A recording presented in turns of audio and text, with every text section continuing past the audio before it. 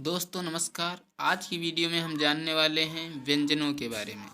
व्यंजनों में आज हम सीखेंगे कि स्पर्श व्यंजन क्या होते हैं, अंतस्थ व्यंजन क्या होते हैं, ऊष्म व्यंजन क्या होते हैं और उक्षिप्त वर्ण कौन कौन से हैं। तो चलिए वीडियो की तरफ बढ़ते हैं। तो व्यंजन व्यंजन को इंग्लिश में हम कंसोनेंट कहते हैं। क्या कहते हैं? कंसोनेंट। तो व्यंजन स्वर की सहायता से बोले जाने वाले वर्ण व्यंजन कहलाते हैं। जो स्वरों की सहायता से बोले जाते हैं उन्हें हम व्यंजन कहते हैं। प्रत्येक व्यंजन के वर्ण में आ छिपा होता है। क्या छिपा होता है?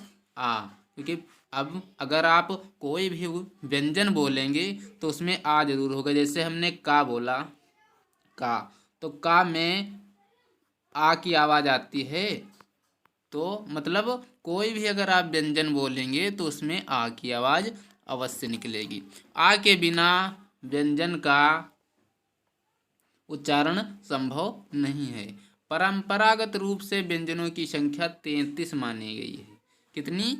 33। तो परंपरागत व्यंजनों की संख्या जो है 33 है। चलिए हम इन व्यंजनों का वर्गीकरण कर लेते हैं। सबसे पहले देखेंगे स्पर्श व्यंजन को।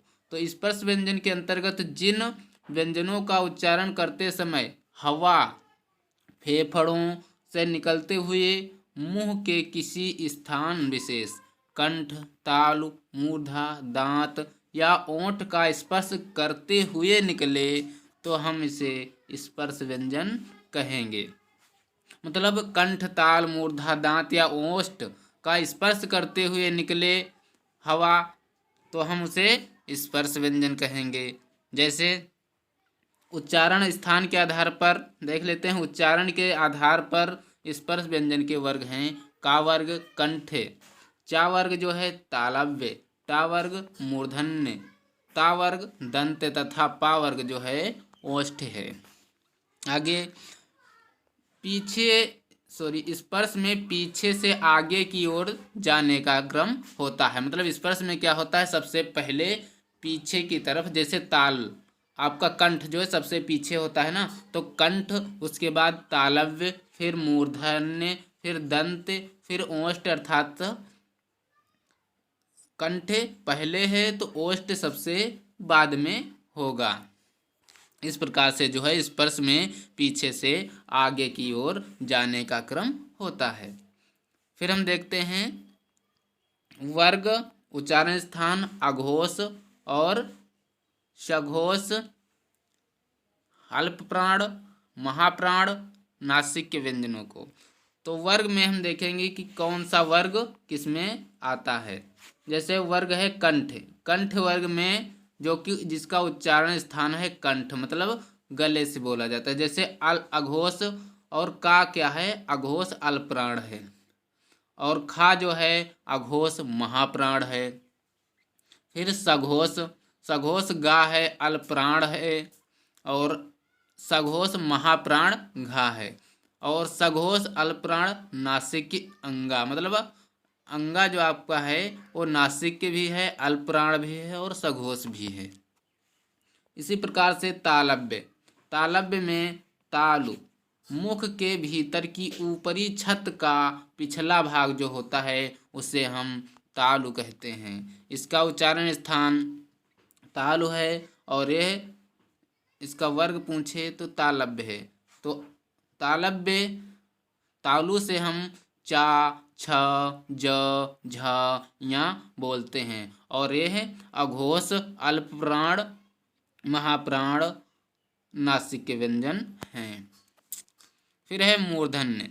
मूर्धन्य में मूर्धा मतलब मुख के भीतर की ऊपरी छत का अगला भाग जो है मूर्धन्य कहलाता है।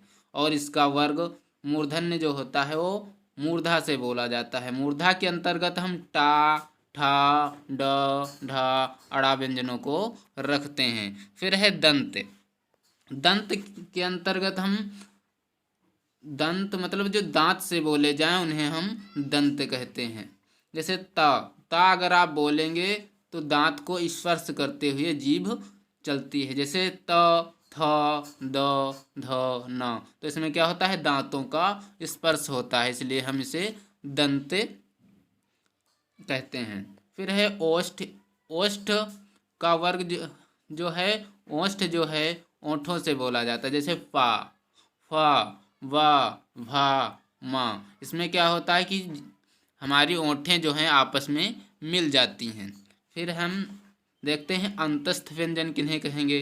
तो अंतस्थ व्यंजन के अंतर्गत हम जिन वर्णों का उच्चारण पारंपरिक वर्णमाला के बीच अर्थात स्वर व व्यंजनों के बीच स्थित हो, मतलब स्वर और व्यंजन दोनों के बीच स्थित हो। जैसे या क्या है, या जो है आपका तालव्य है, तालु से बोला जाता है। और रा जो है आपका वर्ष है, क्योंकि यह दंत मूल अर्थात मसूड़ों से बोला जाता है। ला वर्ष है, दंत मूल है, मसूड़े से बोला जाता है। वा जो है दंतोष्ठ है, क्योंकि ऊपर के दांत प्लस निचला ओंठ मिलाकर जो है वा को बोला जाता है। और ये क्या है, सघोष अल्प प्राण हैं। या अलावा क्या है, ये अंतस्थ व्यंजन है। अब हम बात करेंगे ऊष्म संघर्षी व्यंजनों की। तो ऊष्म संघर्षी व्यंजनों के अंतर्गत जिन व्यंजनों का उच्चारण करते समय वायु मुख में किसी स्थान विशेष पर घर्षण रगड़ खाकर निकले और ऊष्म गर्मी पैदा करे, मतलब हम किसी वर्ड को बोलें और उसमें रगड़ हो, घर्षण हो, तो वहाँ पर संघर्षी व्यंजन या फिर ऊष्म व्यंजन कहेंगे। जैसे देखते हैं शा, अगर आप शा बोलेंगे ना तो एक घर्षण उत्पन्न होता है, तो सा का उच्चारण स्थान क्या है, तालु है।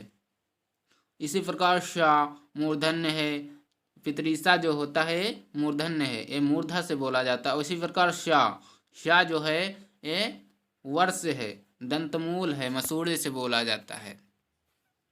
इसी प्रकार हा जो है आपका हा स्वर तंत्री है, स्वर यंत्रीय है। स्वर यंत्र कंठ के भीतर स्थित सघोष और महाप्राण दोनों है।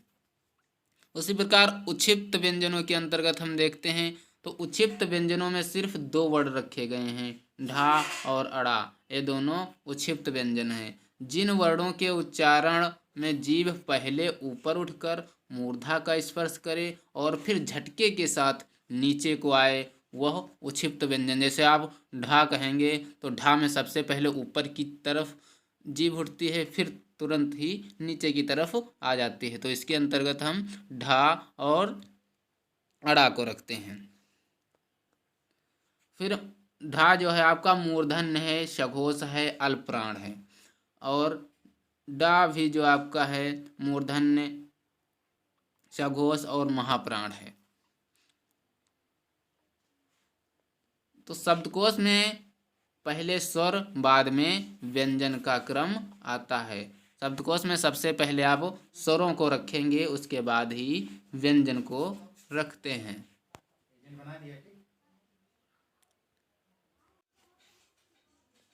और एक बात है कि शब्दकोश में अनुस्वार और विसर्ग का स्वतंत्र वर्ण के रूप में प्रयोग नहीं होता है, लेकिन संयुक्त वर्णों के रूप में इन्हें आ और आ, ओ, औ से पहले स्थान मिलता है।